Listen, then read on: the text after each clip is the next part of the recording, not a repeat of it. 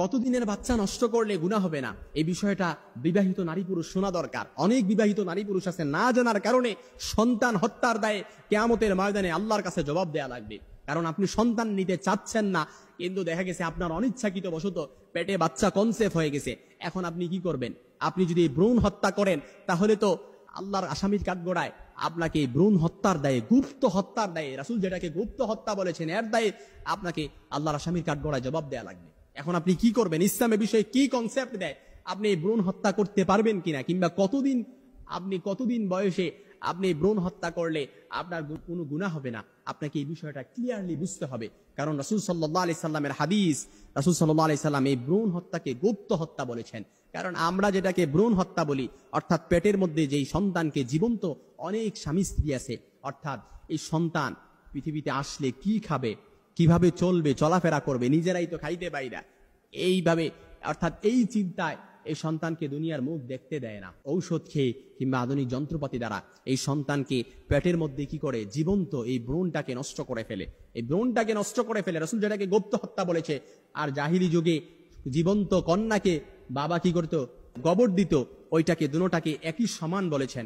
দুইটা সমান একই অপরাধ, যার কারণে কিয়ামতের ময়দানে আল্লাহ তাআলা ওয়াইদাল মাউউদাতু সুইলাত বিআইয়ি যামবিন কুতিলাত, সূরাতুত তাকবীরের ৮ নম্বর আয়াতে আল্লাহ তাআলা বলেন, জীবন্ত প্রীত কন্যাকে বলা হবে কোন কারণে তোমাকে হত্যা করা হয়েছে। তখন ওই জীবন্ত প্রীত কন্যা তখন বলবে, আল্লাহ, আমার পিতামাতা আমাকে এই কারণে হত্যা করেছে।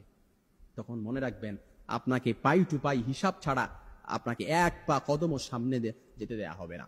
এজন্য ইসলামী বিষয়ে কি বলে, কতদিনের বোন, আপনি যদি জীবন নাশের হুমকি থাকে, কিংবা আপনার যদি কোনো কারণে আপনি এই সন্তান নিতে চাচ্ছেন না, আপনার কোনো শরিয়ার কোনো কারণ থাকে, ইসলাম কোনো কারণ, জায়েজ কোনো কারণ থাকে, তাহলে আপনি কোন কারণে আপনি ভ্রূণকে হত্যা করতে পারবেন এ বিষয়ে, অর্থাৎ ভ্রূণ তো তখন নষ্ট করতে পারবেন, কোন কারণে, কোনো জায়েজ কোনো কারণে করতে পারবেন কিনা, ইসলামের বিষয়ে কি বলে এ বিষয়ে যদি আমরা দেখি, সৌদি আরবের স্থায়ী কমিটির ফতুয়া বোর্ড এবং সমস্ত উলামায়ে কেরাম ঐক্যমত পোষণ করেছেন যে আপনার যদি মায়ের কোনো জীবননাশের হুমকি থাকে, তাহলে অর্থাৎ আপনার জীবননাশের হুমকি থাকলে আপনি সন্তান নিতে, অর্থাৎ এই সন্তান বিরতিকরণ পদ্ধতি আপনি অবলম্বন করতে পারবেন। কিংবা কোনো কারণে যদি আপনার পেটে বাচ্চা কনসেপ্ট হয়ে যায়, তাহলে 120 দিনের আগে আপনি এই ভ্রূণকে হত্যা করতে পারবেন। 120 দিনের আগে, 120 দিন পার হয়ে গেলে তখন এর মধ্যে রূহ ফুঁকে দেয়া হয়, শ্বাস প্রশ্বাসের যে একটা বিট তখন চালু হয়ে যায়। তখন চাইলেই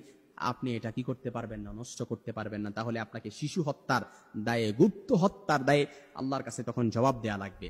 আর সন্তান খাবে কি, সন্তান পড়বে কি, এর দায় আপনাকে নিতে হবে না, এর টেনশন আপনাকে নিতে হবে না। ইন্নাল্লাহু ওয়ার রাজ্জাকু যুল কুওয়াতিল মাতিন, আল্লাহ তাআলা সমস্ত রিজিকের দার, সবকিছুর টেনশন আল্লাহ তাআলার কাছে। ওয়ামা মিন দাব্বাতিন ফিল আরদি ইল্লা আলাল্লাহি রিজকুহা, সমস্ত রিজিকের ফয়সালা, কে কি খাবে, কে কিভাবে চলবে না চলবে, সমস্ত কিছু তো আল্লাহ তাআলার কাছে। ইয়ারযুকু কামা ইয়ারযুকুত তাইর তাগদু খিমাসা ওয়া তারুহু বিতানা, পাখিকে যেমনি ভাবে পালে ঠিক তদ্রুপ আল্লাহ তাআলা এইভাবে পালবে। যদি আল্লাহ তাআলার উপর ইস্তেকামত থাকা হয়, আল্লাহ তাআলার উপর ভরসা করা হয়। ওয়া মাইয়া তাওয়াক্কাল আলাল্লাহি ফাহুয়া হাসবু ইন্নাল্লাহা বালিগু আমরিহি। এজন্য 120 দিনের আগে আপনি চাইলে, আপনার জীবননাশের হুমকি থাকলে, আপনি 120 দিনের আগে আপনি ভ্রূণকে নষ্ট করতে পারবেন ঔষধ খেয়ে। তবে 120 দিন পার হয়ে গেলে আপনি চাইলেও সেটা নষ্ট করতে পারবেন না। তাহলে সন্তান হত্যার দায়ে আপনাকে আল্লাহর আসামির কাঠগড়ায় জবাবদিহি করা লাগবে।